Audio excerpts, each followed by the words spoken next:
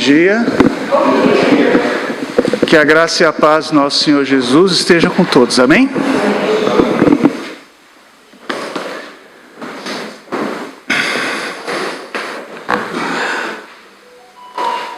Quem trouxe a espada aí?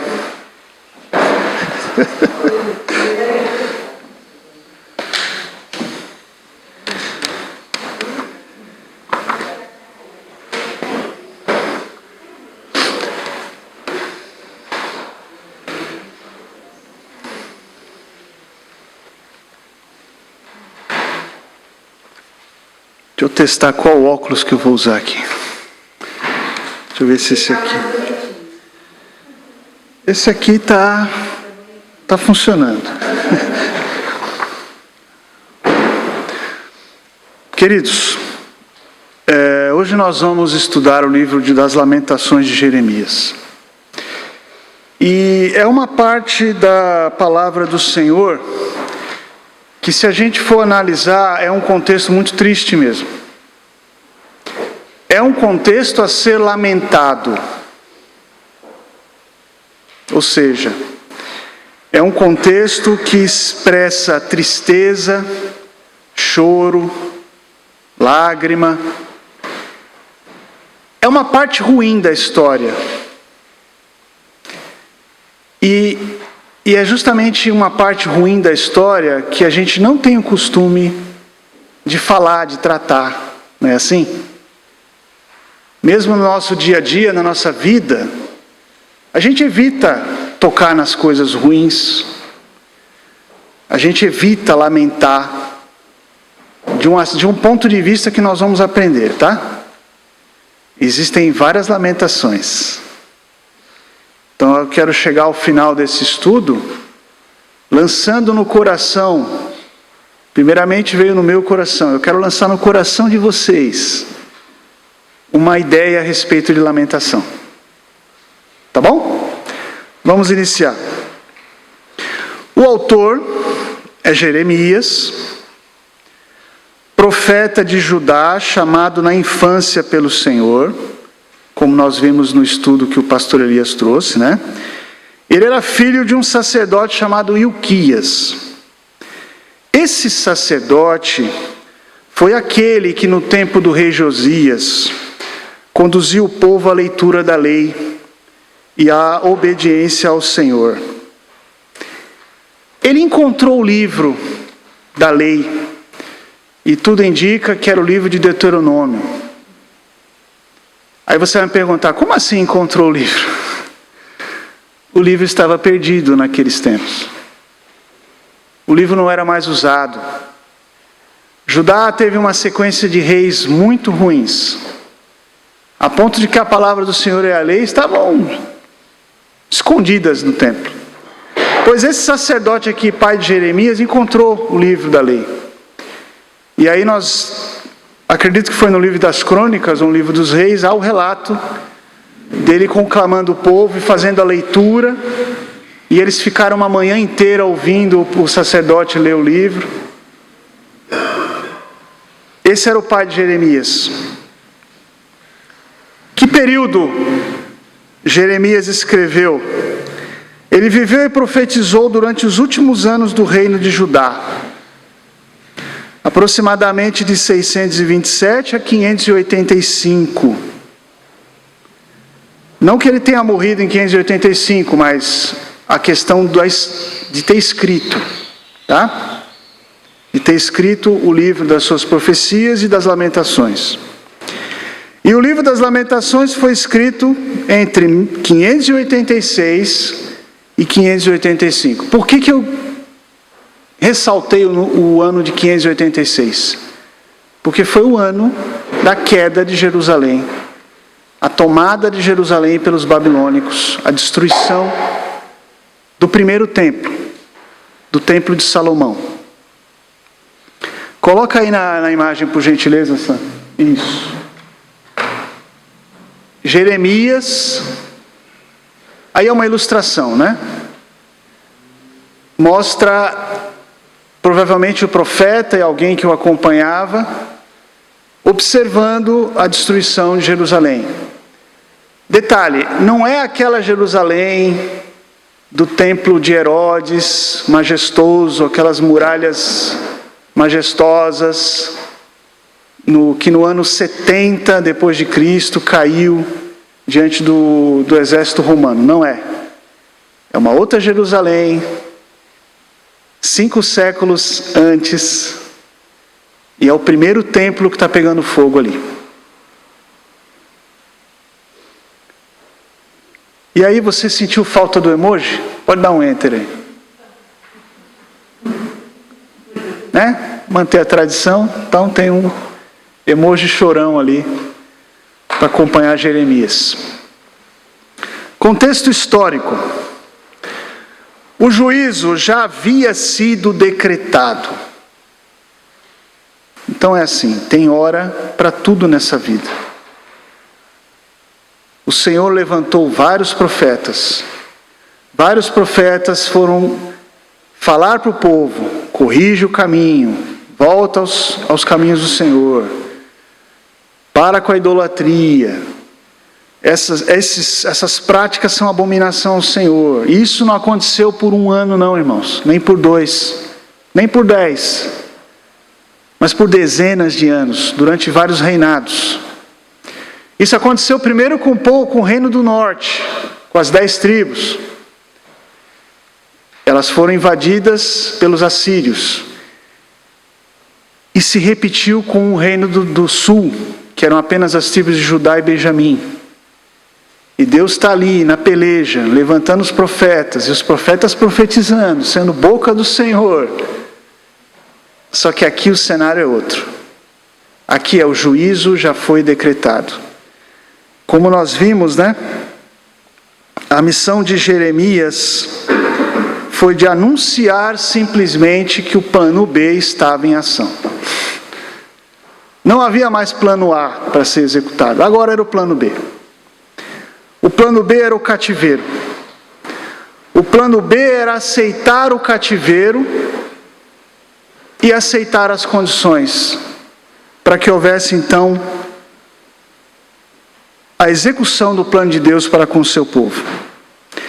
O contexto de Lamentações é a Jerusalém destruída e saqueada, terra arrasada, e a maioria do povo sobrevivente, o restinho, tendo sido levado em cativeiro para a Babilônia, o que significa que o juízo já havia sido executado.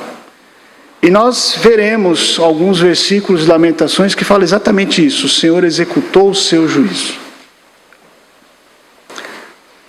Esse era o contexto. Qual é a síntese do livro das Lamentações? Basicamente, Lamentações é uma continuação das profecias, mas agora de uma forma diferente. As Lamentações é um poema. É uma poesia funerária. Nesse poema, o profeta lamenta a situação de Jerusalém depois do juízo divino. Lamento é choro, pranto, manifestação de tristeza ou desagrado. Você pode lamentar também por algo que te incomoda, que te desagrada, não necessariamente algo que está te entristecendo. É um lamento também. Dá um enter, por favor, Sam. Aí. Essa poesia, além de ser funerária, ela tem uma característica. Ela foi escrita num formato de acróstico. O que é o acróstico? Cada bloco de versículos começa com uma letra do alfabeto hebraico. Então você sabe que se lê de baixo para cima e... É de baixo para cima? Mas eu sei que é da direita para a esquerda. Então, assim, a poesia que Jeremias escreveu é algo que nós não temos visualização para entender perfeitamente a composição desse acróstico. O fato é que esse acróstico pegava as primeiras letras do alfabeto. E é como eu coloquei ali, tentei ilustrar para você. Do lado esquerdo, você vê a palavra Jesus. E você pega as letras de Jesus e vai escrevendo. Então vamos lá, o J foi usado para o próprio Jesus. O E de excelente. O S de suficiente, o U de único e o S de Salvador. Isso é um acróstico. Ali na direita, eu achei num site português lições do segundo ano. Provavelmente é o segundo ano do ensino médio, acredito eu. Onde a tarefa deles era compor poesias em formato de acróstico. E aí nós temos dois estudantes ali, a Rita e a Carolina, que elas pegaram a palavra poesia, essa era a atividade, pegar a palavra poesia e fazer um acróstico. Então ali você percebe o que é um poema em formato de acróstico. Na segunda da Carolina, a rima é um pouco mais evidente, ela conseguiu fazer uma rima mais consistente. O primeiro já nem tanto. Mas o acróstico não precisa necessariamente rimar. Tá bom? Aliás, nem toda poesia precisa ter rima. Aí é uma questão de gosto, né? E de estilo. Pois bem, Lamentações é um poema funerário. O estilo é fúnebre, sendo, portanto, bem apropriado para o contexto da mensagem do livro. Lá no segundo livro das Crônicas, capítulo 35, versículo 25, nós vemos que, aí eu trouxe o versículo aqui para o estudo, tá? Jeremias fez uma lamentação sobre Josias. E todos os cantores e cantoras, nas suas lamentações, têm falado de Josias até o dia de hoje, porque as estabeleceram, as lamentações, por estatuto em Israel, e eis que estão escritas nas lamentações. Então isso aqui é uma passagem do acontecimento onde o rei Josias morre, e aí era comum, né, que houvesse um período de luto, e também era normal ter as lamentações sobre a pessoa que morreu. E aqui ainda nos diz nesse versículo que isso estava registrado, escrito, provavelmente em alguma coletânea de lamentações dos reis que faleciam. Então veja, isso aqui era algo habitual. O que é diferente nas lamentações de Jeremias? Ele está lamentando por um reino, por um povo, não por um rei. A lamentação é basicamente sobre Jerusalém, sobre o que acontece com o povo de Judá. Curiosidade. Jeremias e Jesus lamentaram pelo templo. Então agora nós vamos abrir as nossas Bíblias. Vamos voltar em Jeremias capítulo 7. E vamos ler essa passagem. Eu peço que alguém leia, por favor. 7:11.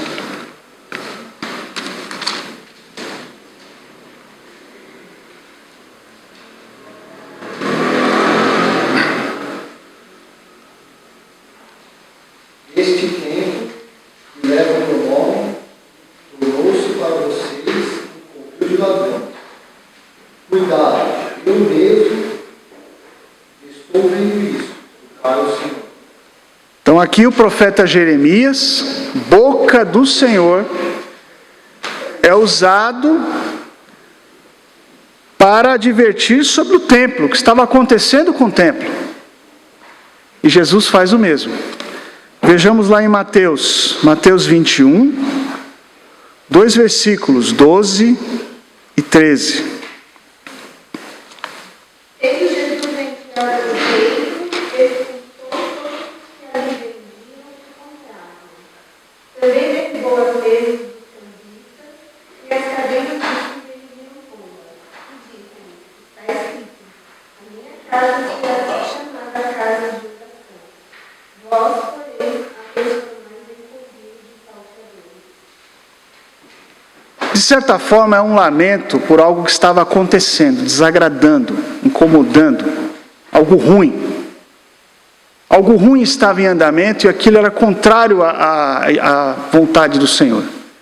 Então, tanto Jeremias como Jesus, o sumo sacerdote perfeito, lamentaram sobre o templo.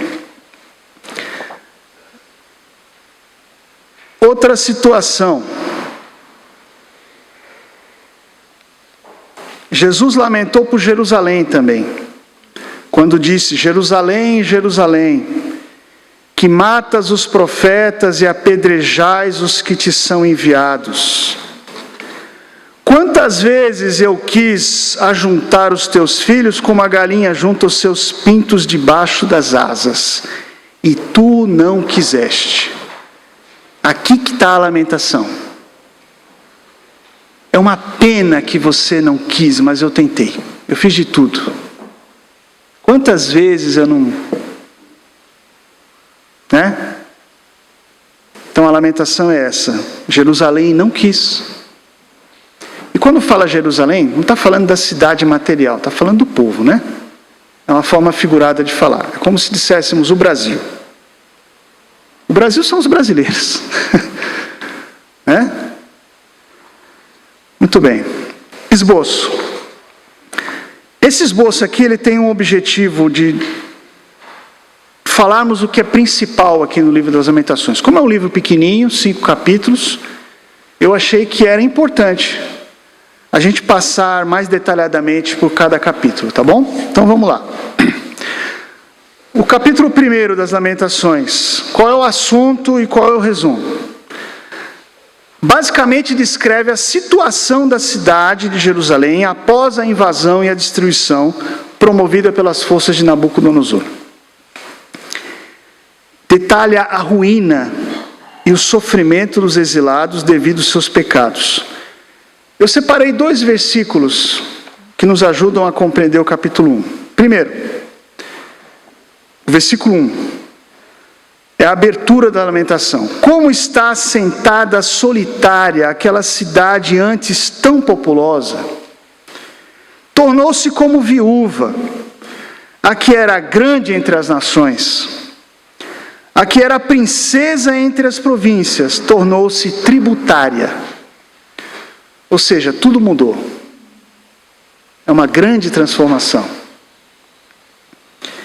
E o outro versículo que me chamou a atenção é que mesmo na descrição de toda essa ruína, de toda essa tribulação, o profeta declara no versículo 18: Justo é o Senhor, pois me rebelei contra o seu mandamento. Ouvi, pois, todos os povos, e vede a minha dor. As minhas virgens e os meus jovens foram levados para o cativeiro. Aqui o profeta meio que assume a posição da cidade, é como se ele fosse a cidade falando, como se ele falasse pelo povo. Né? Fica mais claro quando a gente vê o 19, né? Chamei os meus amantes, mas eles me enganaram. Os meus sacerdotes e os meus anciãos expiraram na cidade, faleceram, enquanto buscavam para si mantimento para restaurarem a sua alma. O importante é que ele reconhece que a rebeldia veio deles. O capítulo 2. O capítulo 2 é um cenário onde o profeta mostra o juízo de Deus por causa do pecado do seu povo. É o Senhor executando o seu juízo. O versículo de destaque é o 17. A gente acompanhou toda essa história, né? A saída do Egito, a forma maravilhosa como o povo foi conduzido para sair do Egito, a forma como o povo conquistou a terra prometida, enfrentando gigantes, todos eles sendo entregues às mãos do povo de Deus, pelo próprio Deus. Mas agora é diferente. agora o Senhor autoriza os inimigos a cumprir o plano do próprio Deus. Tem outros versículos também que nós podemos destacar. No capítulo 2, né? O versículo 2: devorou o Senhor todas as moradas de Jacó, não se apiedou. Derrubou no seu furor as fortalezas, abateu a terra, profanou o reino e os seus príncipes. Tem coisa que para ser curada, me chamou a atenção o estudo do último domingo. Eu consegui ver depois pelo YouTube, né? Me chamou a atenção que tem coisa que para ser curada, a ação tem que ser drástica mesmo, né? Então o plano era um plano de correção, deu certo, como o pastor mencionou, deu certo. O povo está curado, o povo foi curado. Mas teve um alto preço. Um altíssimo preço. 1/4 da população, eu fiz as contas, né? 1/4 sobreviveu. De 200 mil, 50 mil sobreviveram. É um preço muito alto. Às vezes nós somos bem teimosos, né? Nas nossas posições, nas nossas convicções. E o Senhor vai nos alertando, nos advertindo. Porque o objetivo do Senhor é nos corrigir, sempre. Mas às vezes a gente acha que está certo, e a gente continua, e a gente insiste. E às vezes é engraçado até, porque a gente tenta dialogar com Deus, né? Não, Senhor, mas se a gente fizer assim, fizer assado, e eu imagino o Senhor, na sua misericórdia, nos dando mais uma chance, mais um tempo, acreditando que a gente vai se reconciliar, que a gente vai se corrigir. Isso tudo é fruto de uma coisa: misericórdia. Capítulo 3. Capítulo 3, o profeta descreve o sofrimento dele por ver a situação, e ao mesmo tempo ele deixa claro a respeito da misericórdia de Deus. Jeremias exprime o seu sofrimento com a situação e confia na misericórdia. Aqui no capítulo 3, para mim, que eu já conhecia essa passagem, que ela é muito usada, né? Diga-se de passagem. Muito usada em pregações. Porém, às vezes fora de contexto. Mas é muito usada. Aqui tem o versículo que eu mais gosto do livro das Lamentações. A primeira parte está do 21 ao 26. Disto me recordei na minha mente, por isso esperarei. Então, depois de descrever como ele estava mal, como ele estava abatido, todo o seu sofrimento, tudo que ele havia passado, sendo boca do Senhor, e mais do que isso, vivendo aquela mensagem, como o profeta Isaías, que levava o restinho pela mão, o profeta Jeremias literalmente foi moído como vaso na mão do oleiro, vestiu uma canga para mostrar que Deus queria conduzir, queria realmente humilhar para corrigir. Importante é o objetivo do Senhor, irmãos. Por isso que uma palavra fora de contexto é perigosa. Depois de tudo isso, ele fala o seguinte: olha, o que eu quero recordar, aquilo que eu quero na minha mente, preservado, por isso esperarei. As misericórdias do Senhor são a causa de não sermos consumidos, porque as suas misericórdias não têm fim. Você lembra de Davi? Lembra de Davi numa situação que ele teve que fazer uma escolha muito interessante? Qual era a escolha? Ficar nas mãos dos homens ou na mão de Deus? De quem você quer ser corrigido? Você quer ser corrigido pelo mundo ou por Deus? Davi foi inteligente, muito inteligente. Davi sabia que era muito melhor estar na mão de Deus, porque Deus, apesar de fazer juízo, Ele tem o que o mundo não tem? Ele tem misericórdia. Tem uma passagem que diz que as misericórdias do Senhor vão adiante do seu juízo, não é isso, pastor? As misericórdias estão à frente. E se não fosse por isso, irmãos, se não fosse por esse pequeno, grande detalhe, todos nós já estávamos consumidos, todos, sem exceção. As misericórdias são novas a cada manhã, grande é a tua fidelidade. A minha porção é o Senhor, diz a minha alma, portanto esperarei nele. Bom é o Senhor para os que esperam por ele, para a alma que o busca. Bom é ter esperança e aguardar em silêncio a salvação do Senhor. Como é difícil a gente aguardar em silêncio, né, irmãos? Eu mesmo me pego às vezes reclamando, lamentando, da forma errada. Essa que é a verdade. Por quê? Porque é falta de paciência. Porque a resposta do Senhor, ela vem. A resposta do Senhor é sempre perfeita. Você lembra que a gente estudou em Provérbios, né? Que tem coisa que dizem que é provérbio e não é provérbio. Aí eu lembrei de um agora. Deus escreve certo por linhas tortas. Que sentido faz isso? Como se alguma coisa que Deus fizesse não fosse perfeita. Aparentemente, para aquilo que a gente é capaz de ver, aquilo que a gente é capaz de enxergar e de entender, aparentemente algumas coisas de Deus parecem tortas, mas não são. Você pode ter certeza que não são. E às vezes, é aqui que está a dificuldade nossa, aguardar em silêncio. Mas vamos avançar. Tem um outro bloco aqui no capítulo 2, nós estamos com tempo ainda. Perdão, capítulo 3, né? Que é o 31 e ao 33. Agora eu vou pedir que algum abençoado faça a leitura. Pode. Porque o Senhor não desprezará para sempre. Embora lhe traga tristeza, o trará com paixão. Tão grande é o seu amor infalível.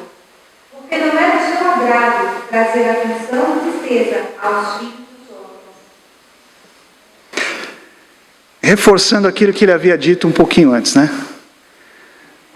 O Senhor tem uma coisa que o mundo não tem. Tem compaixão. Davi sabia disso. Davi escolheu ficar nas mãos de Deus, ser corrigido por Deus, porque sabia e confiava na misericórdia e na compaixão de Deus. E Jeremias tinha a mesma convicção. Alguns séculos depois, Jeremias estava apenas reforçando aquilo que Davi fez na prática. E aqui Jeremias também sabia que Deus não vai virar a sua face eternamente para o seu povo. Em algum momento o Senhor tem compaixão. E é por causa dessa compaixão que Ele mandou o Senhor Jesus. E é por causa dessa compaixão que Jesus voltará. Amém? Outra coisa que me chama a atenção, o versículo 33, porque não aflige nem entristece de bom grado aos filhos dos homens. O Senhor não gosta disso, de ter que executar o seu juízo. E aí eu fiquei pensando, né? Poxa, o Senhor executou o seu juízo nos tempos de Noé, mas preservou um restinho, que era Noé e a sua família, para continuar o seu plano. O Senhor executou o juízo em Sodoma e Gomorra. Foi ou não foi? Não caiu pedra de fogo, destruiu tudo, executou o juízo. Contudo, uma família foi preservada. A família de Jó. Desculpe, a família de Ló. Você vê que uma letrinha errada pode fazer diferença, né? A família de Ló foi preservada. Então veja, quando Deus executa o seu juízo, você pode ter certeza, não é do agrado dele. O plano B, ele dói. O plano B, na nossa vida, não é aquilo que é o ideal para ser executado. Aí eu vou me lembrar de uma coisa que eu já ouvi aqui. Não aqui, mas na minha caminhada. Ah, fulano não vem pelo amor, ele vem pela... Plano B é complicado, gente. Mas pode acontecer. Pode acontecer de uma pessoa ter que ser realmente quebrantada a um ponto onde toda a sua resistência seja finalmente quebrada. Porque nós temos uma coisinha dentro da gente, e ela está ali num cantinho, que é o ego. O ego, ele atrapalha muito, tá? Ele é capaz de nos enganar a nós mesmos. E ele faz isso com frequência. E além de nos enganar, ele nos mantém em posições muito firmes, muito convictas, que, em algumas situações, a gente vai precisar, sim, ser quebrantado a um ponto onde o plano B vai ser executado na nossa vida. Vamos avançar. Capítulo 4. Ilustra a sujeição forçada do povo. Jeremias descreve o sofrimento do povo, estabelecendo um contraste, olha que interessante, uma comparação com aquilo que era o povo, aquilo que já foi, aquilo que tinha sido, com a situação atual. Onde a gente percebe essas coisas? Versículo 1 e 2, como se escureceu o ouro, como se mudou o ouro puro e bom, como estão espalhadas as pedras do santuário sobre cada rua. Antes aquilo que era perfeitamente encaixado, lindo, ornado, agora está tudo esparramado, destruído. Até o ouro, que antes brilhava, agora... Imagino que os saqueadores, na sua fúria, na sua atrocidade, levaram todos os tesouros, mas de repente alguma coisa ficou no caminho, foi amassado, pisoteado, então nem o ouro mais parecia ouro. Os preciosos filhos de Sião, avaliados a puro ouro, como são agora reputados por vasos de barro, obras das mãos do oleiro. Aquilo que antes parecia valer como peso de ouro, agora não passa de barro. Então o profeta no capítulo 4 vai fazendo essas comparações de como antes era gloriosa Jerusalém, né? Aí nós temos aqui o 7 e o 8. Os seus nobres eram mais puros que a neve, mais brancos do que o leite, mais vermelhos de corpo do que os rubis, e mais polidos do que a safira. Mas agora escureceu-se o seu aspecto mais do que o negrume. Não são conhecidos nas ruas, a sua pele se lhes pegou aos ossos, secou-se, tornou-se como um pau. As pessoas definharam. Aquilo que antes era formoso, forte, bonito, agora está definhado, está irreconhecível. Então o profeta vai fazendo essas comparações. Finalmente aqui eu quero destacar o 22. O castigo da tua maldade está consumado, ó filha de Sião.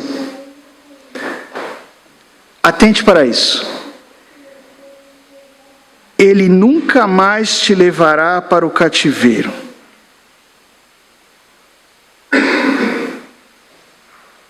Essa correção, ela vai ser muito bem executada.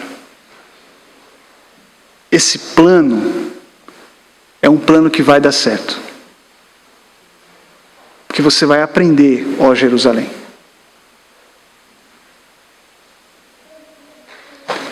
E finalmente, capítulo 5, é onde o profeta faz uma súplica pelo povo. E aqui eu quero chamar a tua atenção.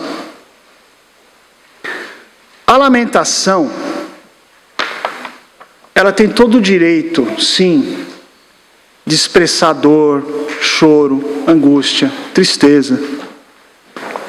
O Senhor está incomodando. está difícil, está ruim. E até mesmo alguns questionamentos brotam quando a gente está num processo de lamentação. Mas o profeta aqui nos dá um exemplo. Ele finaliza a sua lamentação, e lembrando que isso aqui é um poema funerário, tá?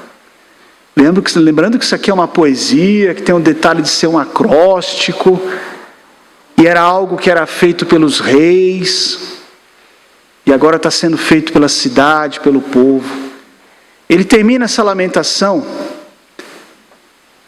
com uma súplica, com uma oração. Qual é essa súplica? No versículo 5,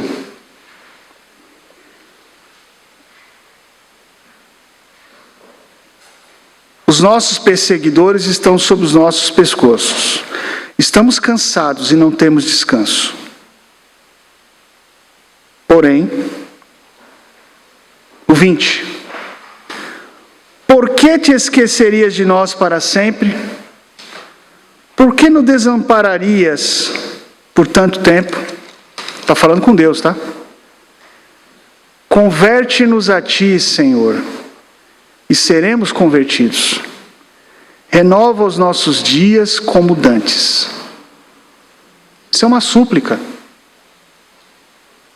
Senhor, se o Senhor nos der mais uma chance, se o Senhor nos trouxer de novo a ti, se o Senhor nos renovar, nós vamos te agradar de novo. Nós seremos como antes. A menina dos teus olhos. Então eu entendo que ele finalizou com chave de ouro. Sabe por quê? Porque o Senhor não resiste, irmão. Há um coração contrito e quebrantado. Não resiste o Senhor. Nós podemos sim lamentar, nós podemos às vezes nos queixar, né? E aqui eu já me encaminho para a conclusão.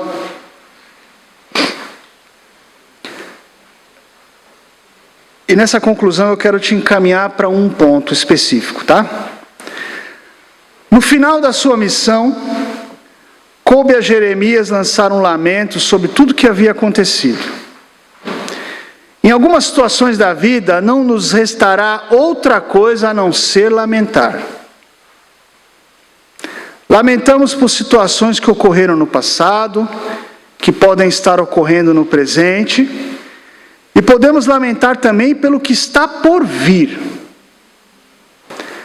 A atitude do cristão ao lamentar é de vestir o sapato do outro, do próximo, e sofrer junto com ele nas suas desigualdades e angústias.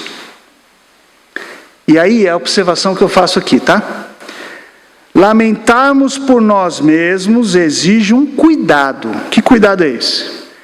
Nós devemos vigiar para não cair em autocomiseração. Ou seja, a gente tem que vigiar para não ser contaminado por sentimentos e ações de autocompaixão, autopiedade, coitadismo. Eu nem sabia que essa palavra existia, mas eu gostei dela.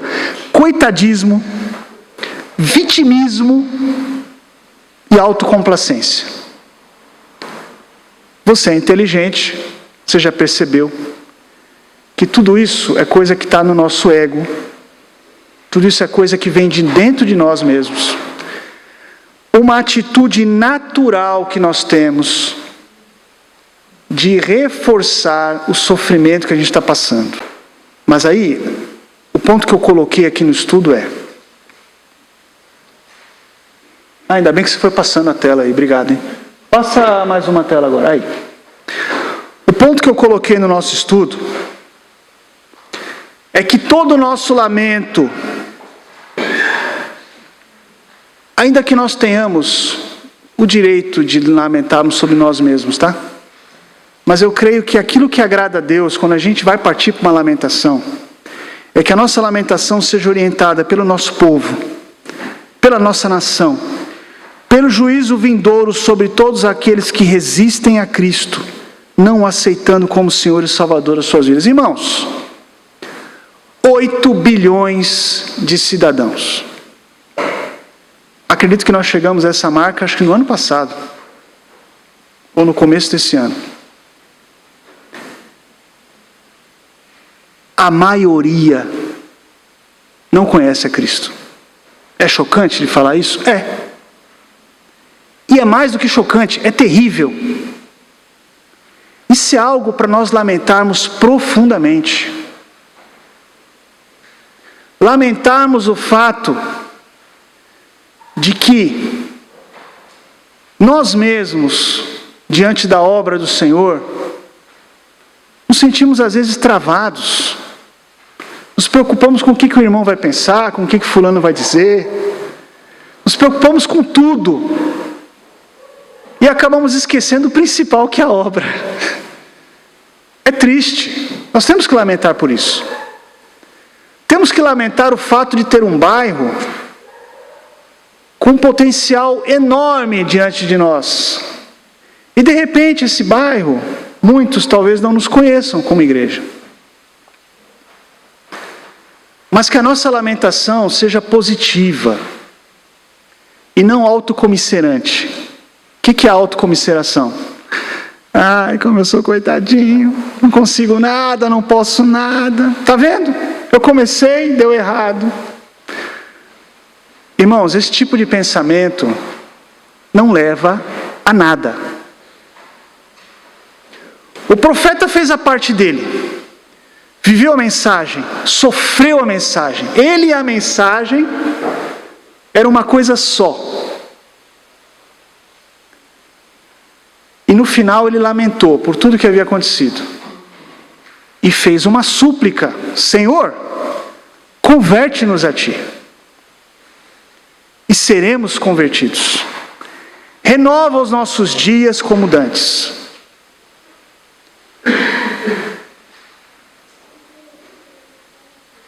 Se você tiver que lamentar alguma coisa, irmão, lamente o fato de que a gente pode fazer mais. Lamente por isso. E você vai experimentar uma mudança de perspectiva na tua mente.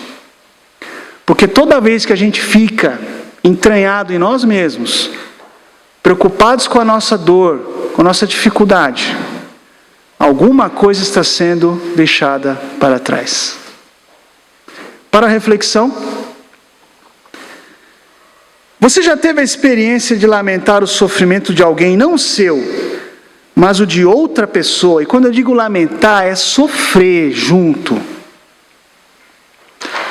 Segunda pergunta: com base no que você aprendeu da palavra de Deus até o dia de hoje, como você entende que deve ser uma lamentação que agrade a Deus?